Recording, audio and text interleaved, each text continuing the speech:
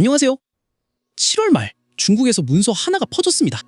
42페이지짜리 딥시크 창업자 량원펑의 투자자 회의 전사본입니다. 항저우에서 화상으로 열린 약 4시간짜리 비공개 회의를 옮긴 기록입니다.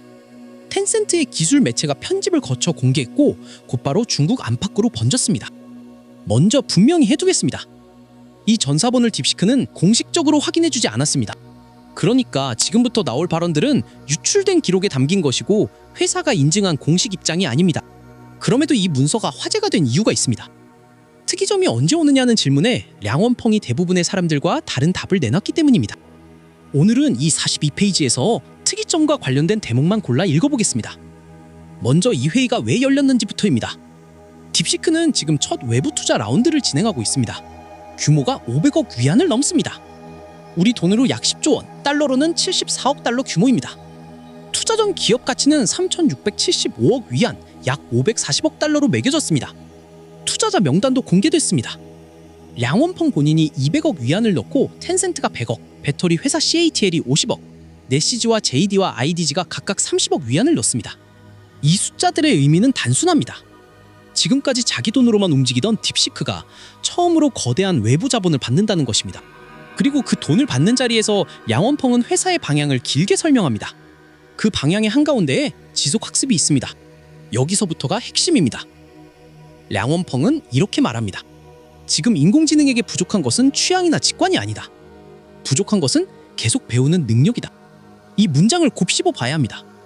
보통 우리는 인공지능의 한계를 말할 때 창의성이 없다거나 감이 없다거나 진짜 이해를 못한다고 말합니다. 량원펑은 그걸 정면으로 부정합니다. 취향도 직관도 이미 충분하다는 겁니다. 진짜 병목은 다른 데 있다는 거죠. 지금의 모델은 한번 크게 훈련을 받고 나면 거기서 멈춥니다. 새로운 걸 배우려면 매번 필요한 맥락을 통째로 다시 넣어줘야 합니다.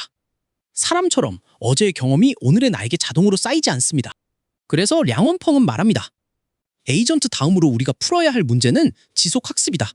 그리고 이 지점에서 특이점이라는 단어가 등장합니다. 량원펑의 논리는 이렇습니다. 모델이 계속 배울 수 있게 되면 그 순간 인간이 하는 거의 모든 일을 할 수 있게 된다. 그러면 그 모델은 스스로 다음 버전을 연구하고 스스로 더 나은 모델을 만들어낸다. 먼저 학습 문제를 풀고 그 다음에 지능의 특이점에 도달한다. 정리하면 이런 순서입니다. 에이전트, 그 다음 지속학습, 그 다음 특이점. 많은 사람들이 특이점을 더 큰 모델, 더 많은 계산량의 문제로 봅니다. 량원펑은 그걸 학습 방식의 문제로 다시 정의한 겁니다. 그리고 그는 이게 아직 아무도 못 푼 문제라고 인정합니다. 배운다는 것 안에는 서로 다른 여러 가지가 섞여 있어서 세계 어디에서도 아직 좋은 해법을 찾지 못했다는 겁니다. 여기서 자연스럽게 스케일링 이야기가 나옵니다. 요즘 실리콘밸리에서는 모델을 무작정 키우는 스케일링이 벽에 부딪혔다는 말이 자주 나옵니다.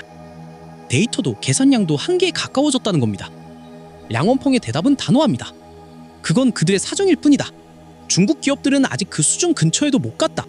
즉, 미국이 스케일링의 천장에 닿았다고 해도 자기들은 아직 올라갈 여지가 많다는 겁니다. 이건 단순한 허세가 아닙니다. 바로 뒤에 나오는 컴퓨터 이야기와 연결됩니다. 량원펑은 미국과의 격차를 숨기지 않습니다.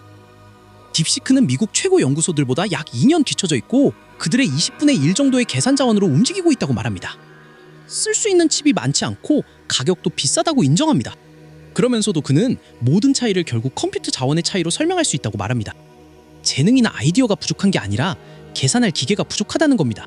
그리고 이 대목에서 눈에 띄는 주장이 하나 나옵니다. 화웨이의 950 슈퍼노드가 엔비디아의 GB200과 GB300을 완전히 대체할 수 있다는 겁니다. 성능으로 보면 화웨이 칩 4개가 엔비디아 칩 하나를 당해낸다고 말합니다.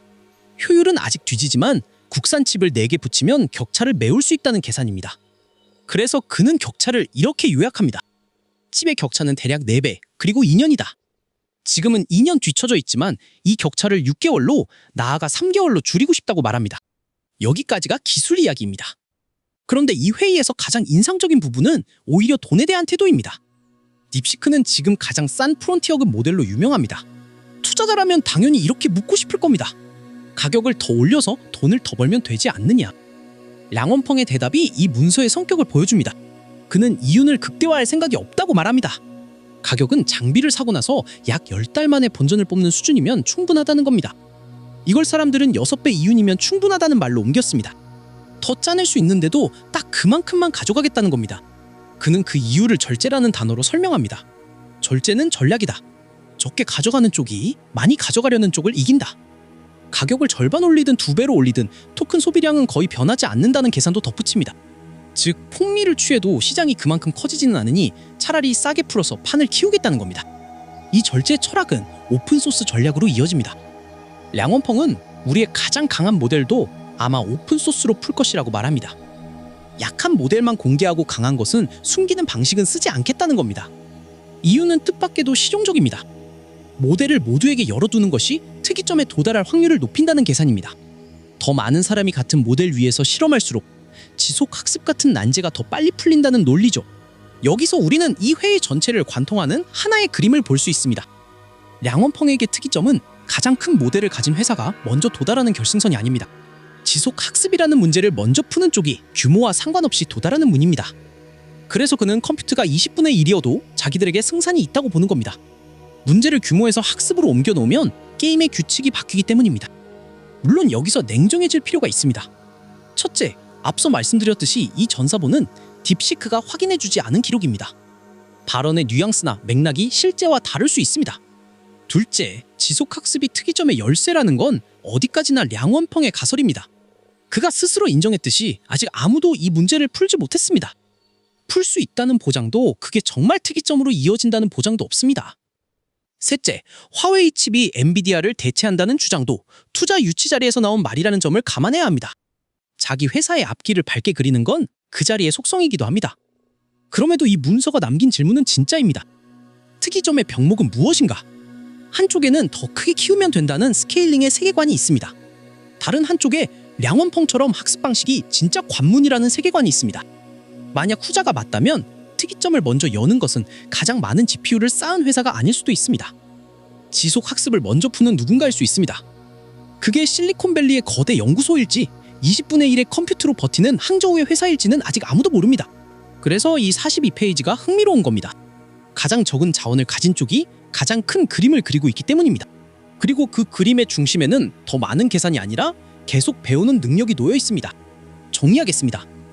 7월 말 딥시크 량원펑의 4시간짜리 투자자 회의 전사본이 유출됐습니다. 회사는 확인해주지 않았지만 그 안에 논지는 분명했습니다. 인공지능에게 부족한 것은 취향이나 직관이 아니라 지속학습이고 그걸 먼저 푸는 쪽이 특이점을 연다는 것입니다. 스케일링의 벽은 그들의 사정일 뿐이고 절제가 전략이며 가장 강한 모델도 오픈소스로 풀겠다는 것입니다. 미국의 20분의 1 컴퓨터로 그는 규칙을 바꾸는 쪽에 걸었습니다. 그 도박이 맞을지는 지속학습이라는 난제가 언제 풀리느냐에 달려 있습니다. 이 영상의 진짜 완성은 여러분의 시청이었습니다. 제 영상을 완성해 주셔서 감사합니다.